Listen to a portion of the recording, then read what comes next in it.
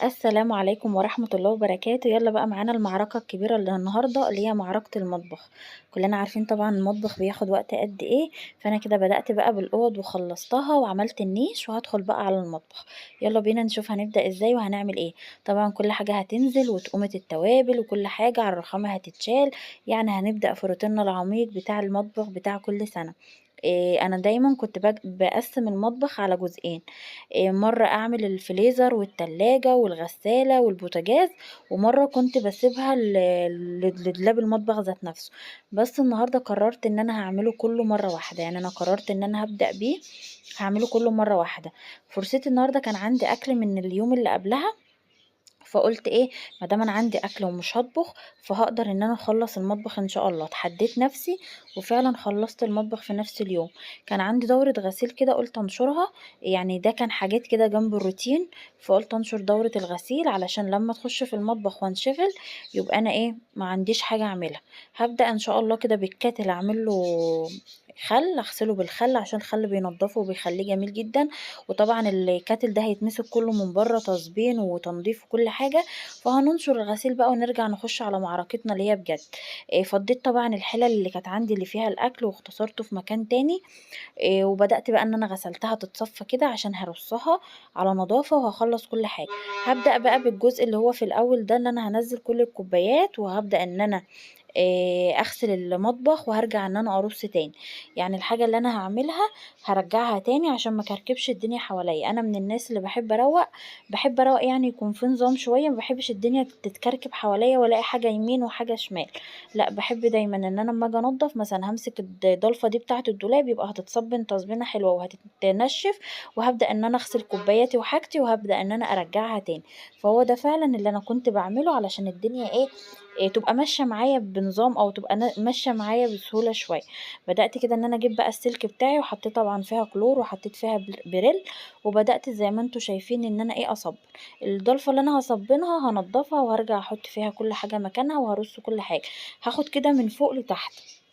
يعني هاخد تدريجي كده الدُرَف من فوق لتحت. وهابدأ إن أنا أنزل برضه على طقم التوابل. أنا في حاجات في المطبخ برضه كنت عاملاها قريّبة فعلًا سهِّلت عليّا. كنت جايبة توابل وحاجات، فكنت مصبّنة طقم التوابل، كنت مصبّنة التلاجة، كنت جارة الفريزر ومصبّناه. عملت ده كلّه تاني بس ما كانش صعب عليّا عشان أنا كنت عاملاه قريّب. يعني الفريزر والتلاجة والغسالة كنت عاملة لها دورة خَل برضه. فالحاجة كانت سهلة عليّا فعلًا يا بنات. فسهِّلي على نَفْسِك، ما تكركبيش الدنيا حواليكِ. وطبعًا هي روتينات متعبة جدًا وأيام بتبقى صعبة علينا كستات بيوت. بس يعني النضافة عنوان وتحسي إن كل حتة في الشقة بتظهر. يعني أول ما باخلّص جزء، باحس إن الجزء اللي هو لسه ما اتعملش إن هو باين إن هو مش نضيف. فلمّا خلّصت الشقة حرفيًا تحسي إن كل حاجة في الشقة كانت بتتنفّس وكل حاجة كانت نضيفة. زي ما أنا قُلت لكم كنت غاسلة طقم التوابل وكنت حاطة فيه توابل قريب، فمسكته تصبين من برّه كده ورصيته. أخش بقى على الدولاب اللي هو الناحية التانية أو الضلفتين دول هُم بتوع الخزين. بدأت طبعًا اللي أنا أرفع كل حاجة حواليّا. ده المكان دايمًا اللي أنا باصوّر فيه، يعني عاملة فيه زي إضاءة وعاملة فيه كده زي حاجات يعني للشكل في التصوير وكده. فدايمًا ده المكان اللي أنا باصوّر فيه. هابدأ بقى أشيل طقم التوزيع، هامسك الكاتل برضه أغسله، هاشيل الفرن الكهربائي بتاعي برضه هامسكه من برّه كده غسلة حلوة وتلميعة عشان ينضف ويبقى شكله حلو. يعني أنا خلّصت الجزء اللي فوق، هانزل بقى على الجزء اللي تحت اللي هو الرخام. وبعد لمّا أخلّص الرخامة هانزل بقى على الجزء اللي تحت خالص بقى اللي فيه الحلل، فيه الخلاط، فيه البلاستيك، فيه الحاجات اللي هي إيه، إيدينا فيها على طول. طبعًا دي الحاجات اللي أنا باستخدمها بس، والحاجات اللي إحنا مش بنستخدمها إحنا شُفناها في فيديو روتين قبل كده اللي هي روتين أوضة الأطفال. إن الحاجات اللي أنا مش هاستخدمها هاحطها تحت السراير. هامسك بقى الكاتل كده كله تصبين من برّه، وطبعًا إحنا عملنا له دورة خَل وبقى الكاتل من جوّه نضيف وجميل. فهامسك بقى الكاتل كله تنضيف كده بالسلكة. هو طبعًا استانلس فالخَل من جوّه بيخلّيه زي الفل. وبرضه لمّا مسكته كده تصبين ومسكته بالفوطة، وهاروح برضه إن أنا أشطفه معاكم على الحوض عشان يبقى هو خلص وبقى تمام. بس عشان ما يبقاش فيه مَيّة كتير ما يبُص من تحت السخّان بتاعه، فأنا باغسله كده بالفوطة بالسلكة وبعد كده باشطفه بس شطفة على الحوض سريعة كده. الكاتل بقى معايا زي الفل برّه وجوّه. هابدأ إن أنا بقى أغسل الرخامة كلّها بتاعتي، شايفين طبعًا برضه مكان الحاجة، مكان طقم التوزيع مش عارفة إيه، فهابدأ إن أنا بقى أمسك الرخامة بتاعتي كلّها بحيث إن أنا أخلّصها عشان يبقى أنا خلّصت الجزء زي ما أنا قُلت لكم اللي فوق، وهابدأ أنزل على تحت. كان يوم صعب جدًا عشان فعلًا زي ما أنا قُلت لكم أنا اتحديت نفسي إن أنا هاعمل المطبخ كلّه. أنا كل سنة فعلًا باجزّأ المطبخ على يومين. يعني من المطبخ ما كنتش باعرف أعمله يوم واحد، بس في اليوم ده بقى اتحديت نفسي وقُلت إن شاء الله هاعمله وهاخلّصه وهاعمل كل حاجة فيه، وفعلًا عملته كله وخلّصته كله في يوم واحد. هابدأ إن أنا بقى أضبّط الرخامة كده وهابدأ إن أنا أمسحها وأنشّفها عشان أرجّع كل حاجة مكانها، وبعد كده هابدأ إن أنا أنزل على المطبخ اللي من تحت، زي ما أنتم شايفين كده. خلّصنا طبعًا الرخامة، في اليوم ده استهلكنا سلك كتير جدًا وبريل مش قادرة أقول لكم. الرخامة والجزء اللي فوق ده كله خلاص خلص. هابدأ بقى إن أنا أرُص حاجتي على الرخامة تاني، وهابدأ إن أنا أنزل على الجزء اللي تحت. لمّا هانزل على الجزء اللي تحت بإذن الله برضه اللي أنا هاشيله هاعمله، بس هاغسل الأول المعالق وهاغسل كمان طقم التوزيع، وكمان غسلت الفرن الكهربائي كده ونشّفته ومسحته، فكده الرخامة بقت عندي زي الفل. هانزل بقى على الحلل بتاعتي من تحت كده برضه هانزّل كل حاجة وهابدأ ده اللي أنا باستخدمه، يعني ده استخدامي، ده حاجات استخدام. فطبعًا هي بقى لها سَنة، يعني المكان ده كده بقى له سَنة، فكتّر خيره يعني.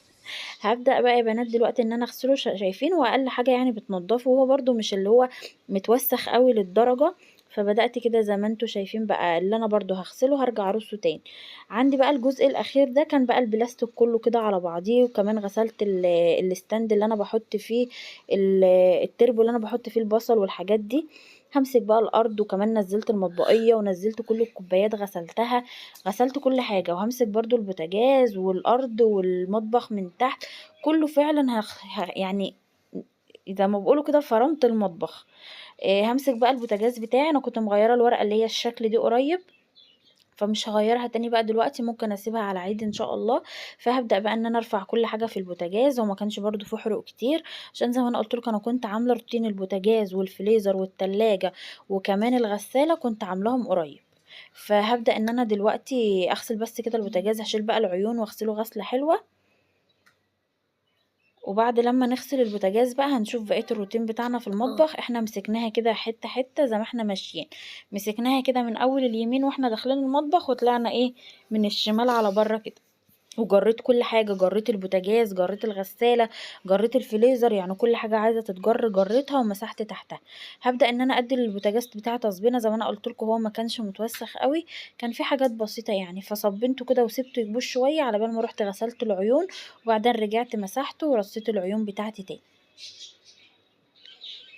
الروتين كان مُتعب، وفعلًا في اليوم ده تعبت جدًا. هو خدت أنا فترة تعب إن أنا كنت كل يوم باعمل حاجة، يعني جزّأت نفسي وعملت جدول لنفسي، فكل يوم كنت باعمل حاجة. فالمطبخ ده كان يعتبر قبل ما أخلّص الصالة، يعني عملت المطبخ ده آخر روتين قبل الصالة، وبعد كده عملت الصالة وفرشت وخلّصت كل حاجة. هابدأ برضه أمسك الغسالة كده تصبيب من فوق وأعمل لها دورة خَل، بس مسكتها كده من الإزاز بس في ثانية يعني طبعًا عشان لوحة المفاتيح دي، جِبت فوطة كده وقُمت جاية ماسحاها بسرعة. وسِبت بقى لمّا جرّيتها وخلّصت، عملت لها دورة الخَل بتاعها في الآخر خالص. يعني خلّيت دورة الخَل بتاعة الغسالة في الآخر لمّا جرّيتها ورجّعتها مكانها عشان ما أحرّكهاش تاني. شِلت الفلاتر طبعًا، الفلاتر كنت غاسلة بقى حافظات أرض ومش عارفة إيه وكده، فالفلاتر يعني كانت مش نضيفة. فلمّا أنا كنت عندي الفني اللي بيركّب الغسالة، فقال لي: "لمّا تيجي دايمًا تعملي دورة خَل للغسالة، شيلي الفلاتر، يعني شيلي الفلاتر نضّفيها برّه واعملي دورة الخَل بتاعتِك وبعد كده رجّعي الفلاتر الغسالة تاني." ففعلًا ده اللي أنا بدأت أعمله على طول. هابدأ إن أنا بقى أنشّف الغسالة كده وأمسحها، وفي اليوم ده دلقت كمية مَيّة كبيرة جدًا تحت المطبخ، وبدأت إن أنا أجُر بقى بالمساحة. جرّيت البوتاجاز أهو زي ما أنتم شايفين، ودلوقتي كمان هاجُر الغسالة، وهابدأ بقى إن أنا أصبّن الجزء بقى ده كلّه اللي ورا الغسالة وورا البوتاجاز، عشان طبعًا الدهون وكده. فبدأت إن أنا جرّيت وهابدأ إن أنا أغسل وأشطف، وفعلًا بدأت إن أنا أعمل دورة الخَل أهو زي ما أنتم شايفين. يعني عملت حاجات كتير، بس فعلًا المطبخ بقى زي الفل. تعبت في اليوم ده جدًا وكنت هلكانة جدًا، بس خلّصت المطبخ ومسحت الأرض وخلّيت المطبخ زي الفل. مسكت طبعًا التلاجة من برّه ومسكت التلاجة من جوّه والفريزر وضبّطت كل حاجة.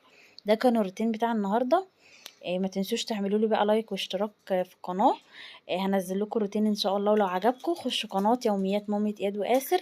فيها روتينات كتير وفيها فيديوهات كتير وفيها كمان وصفات وفيها حاجات حلوة جدًا.